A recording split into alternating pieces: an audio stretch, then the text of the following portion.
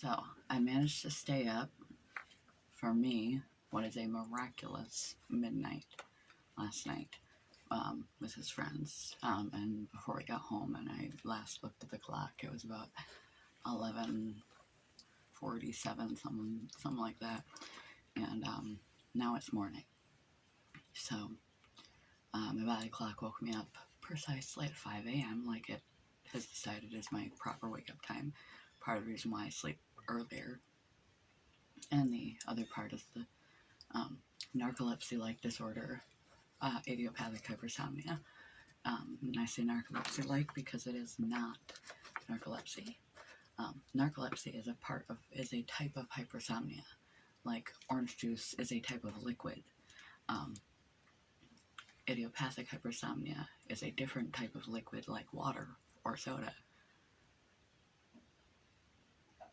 It's in the hypersomnia umbrella. They both are, and they have a lot of similarities. And people have some vague knowledge of what narcolepsy is, but never heard of idiopathic hypersomnia. Don't worry, I don't blame you. I never heard of idiopathic hypersomnia until I was diagnosed with it. So I just say a lot like narcolepsy so that you don't have to bother to like Google anything about idiopathic hypersomnia after this. There's important variations in this disorder as opposed to narcolepsy that make it distinct and not just a different kind of narcolepsy. It is progressive. Narcolepsy is not. When you develop narcolepsy, once it's bloomed into its full condition, level of severity, etc., that's, you got what you got. And that's a lifelong condition. And that you're going to have to treat and manage for the rest of your life. If you have, as it's idiopathic hypersomnia, it is progressive, which means a worsening kind of disorder. As time goes on, it will get worse and worse and worse and worse and worse. Where narcolepsy, you just remain as bad as when you got it.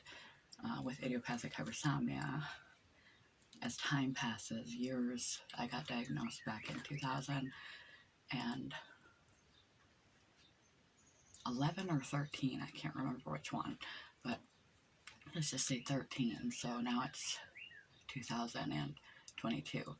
So it has been a good decade, maybe more than a decade, since I was first diagnosed with a sleep disorder. And I was sick enough, it was interfering with my job. I was going to lose my job because of it. I kept just falling asleep. You do have sleep attacks in both. That's why it's important to differentiate between the two. Although the treatment is similar, insurance also has never heard of idiopathic hypersomnia. They will cover a plethora of options. Like any disorder, you're going to need different medication for a different person for the same condition. Different things are going to work in different bodies because our everything from our microbiome being different. There's just different medication works different for different people for a lot of reasons for the same condition at the same severity, even among twins. It's bizarre. It has to do with how we've lived our lives. That has the chemistry in our body a certain way that different drugs will respond better to us than to our twin. So, narcolepsy, you get it, you got it, it's shitty, and you're gonna live with it forever. Idiopathic hypersomnia, you get it, you got it, that's shitty, but it's livable. You're gonna have to manage it. First, I needed to make some lifestyle changes and lighten up on some sedating psychiatric medications. We just tweaked some things, and it was good enough to make a difference for a little while. And then it's not. Like, I remember the doctor saying that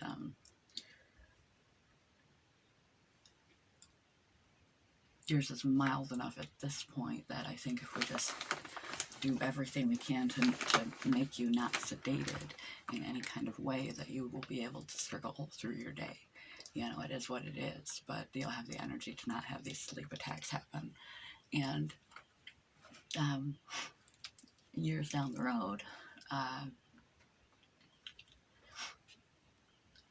10 years down the road, it went from something that could be controlled without medication, just had to be very prioritize sleep, conscious of it. I had to make sure that I didn't jip myself in any way of sleep, even extra sleep if that's what my body needed. And I made it through the day with caffeine and making sure I didn't take anything that would make me tired. No big meals, no, so I didn't fall asleep. And then I went on to medications, and then I got post-viral syndrome, and my immune system blew up and went psycho on me, and my body started trying to kill itself. It's really confused. And so that's when all these other things began, was more recently in the last 3 years or so. But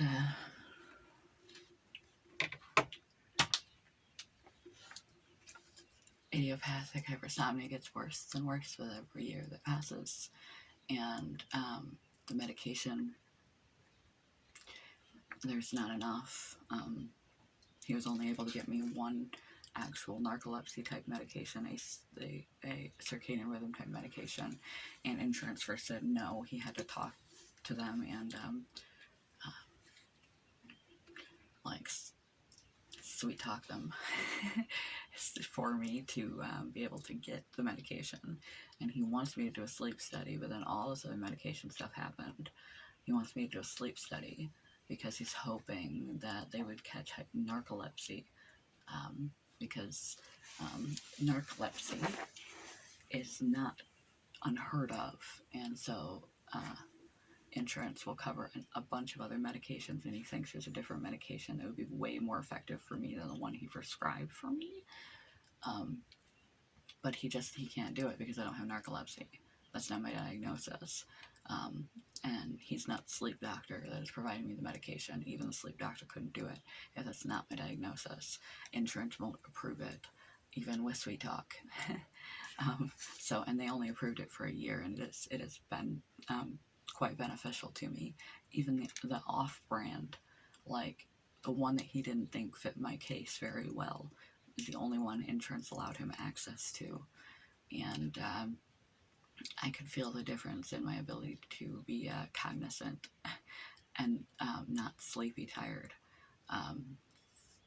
as badly, to wake up in the morning and actually be able to wake my brain up instead of it still being in bed, dreaming while I'm awake and stuff. That all kind of went away when I got on this medication. And if this is the wrong medication for my specific case of idiopathic hypersomnia, imagine what the right medication could do. I mean, there are a few things in a chronic illness that you do, and you absolutely, without a doubt, know they make a difference in the quality of your life. Or they are really very helpful for your condition, like RA medication. You get a Vectra score and it continues to lower. You know it is effective. Diabetes, you are having less episodes.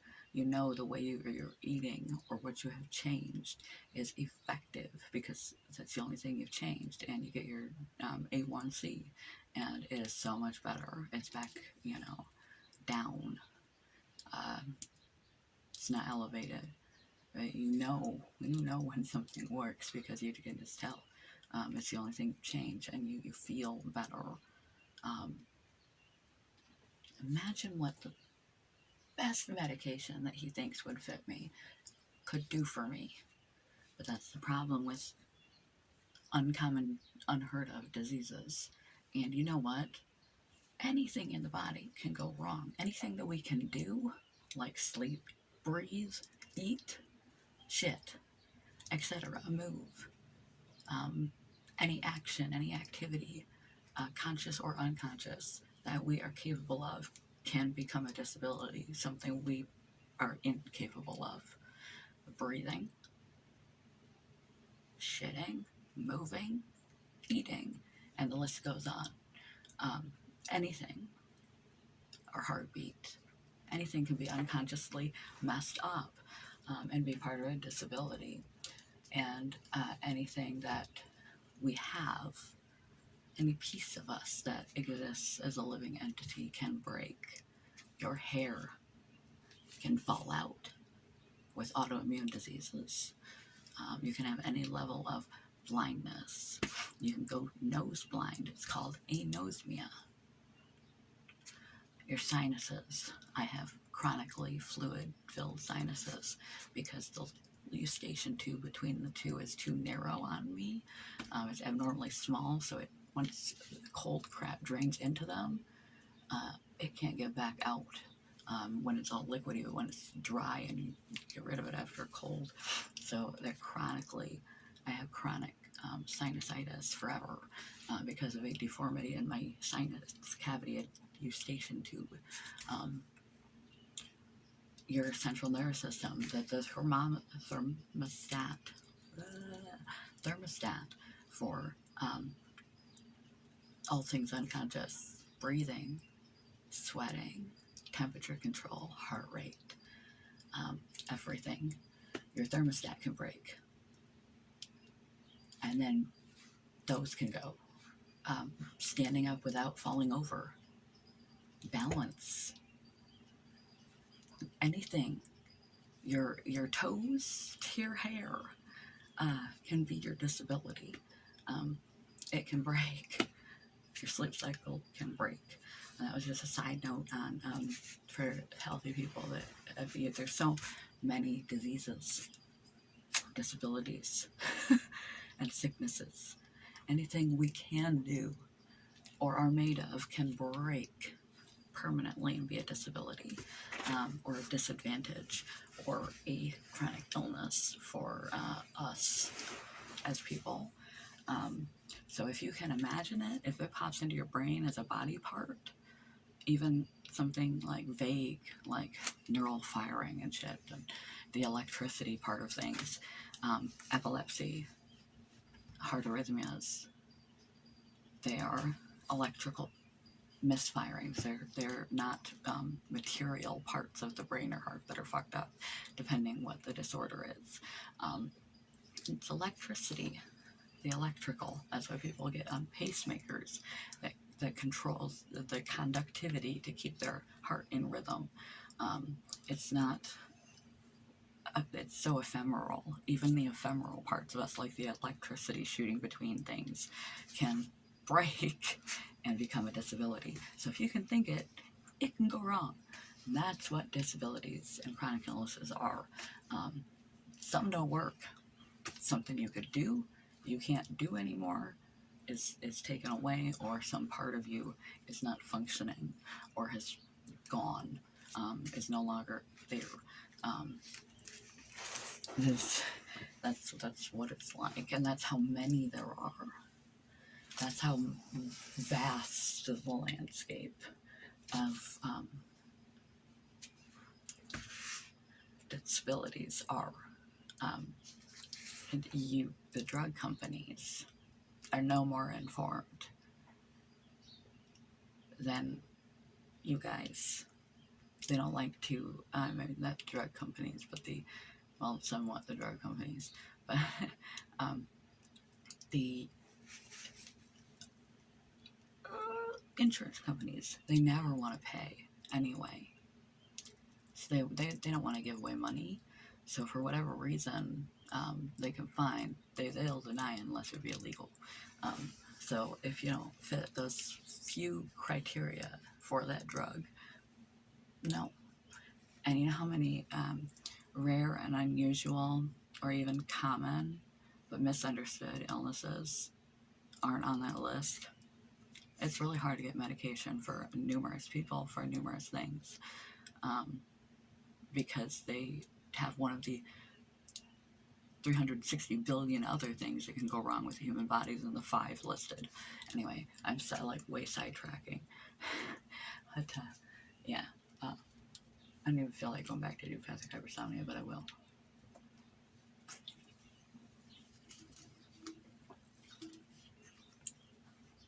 So yeah, progressive. Which means the older that I get, I'll be one of those little old people.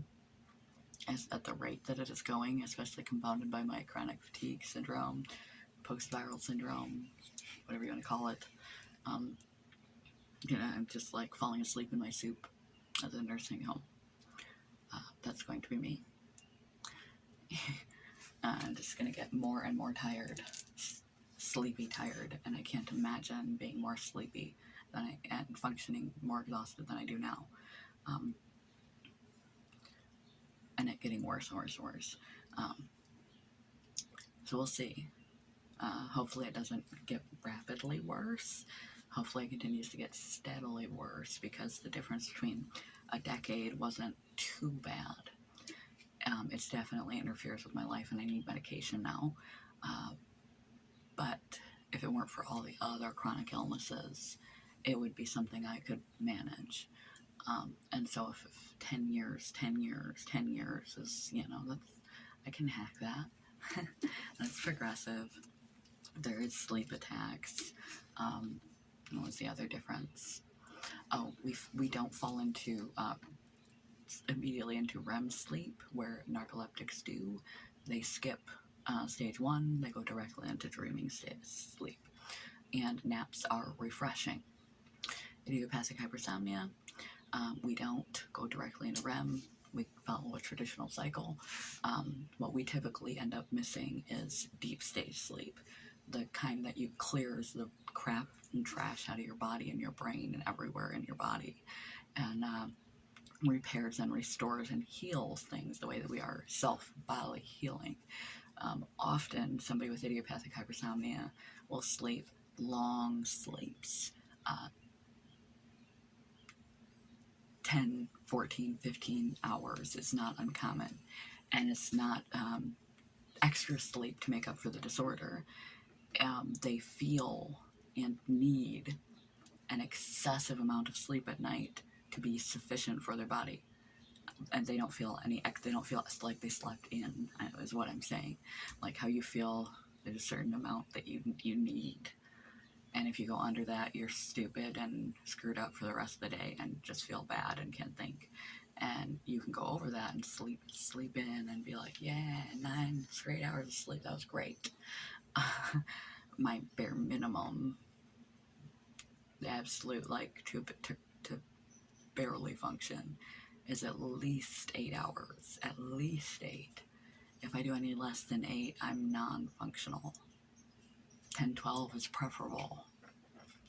So there's that. How the sleep works and what each one is missing out on. And is different. And then the naps are not refreshing for someone with idiopathic hypersomnia. They're just always tired, like the Ambien that never ends. So it doesn't matter how many hours they sleep at night. It doesn't matter.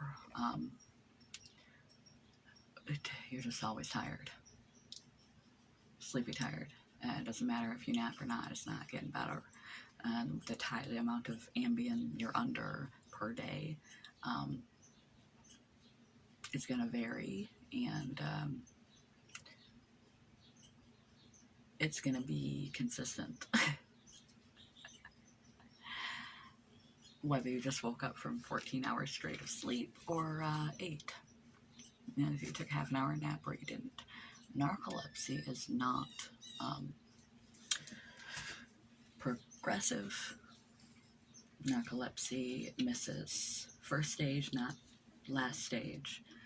Often they have insomnia and difficulties sleeping, which is interesting, where hypersomnia will sleep for an eternity and not feel rested. Their level of fatigue is not relieved by naps or sleep, where in narcolepsy is relieved by naps or sleep. Nothing relieves idiopathic hypersomnia. And I think that's it. I've just talked for like 20 minutes. I wasn't even going to talk about idiopathic hypersomnia. But now I've talked for 20 minutes, so I'm just going to stick this on YouTube. Good morning. I love you guys. Welcome to my new life. This is what I've been up to. Being sick and tired for a while. I hid it for a while, but I couldn't keep up. So this is what it's like. Love you guys. Have a great day.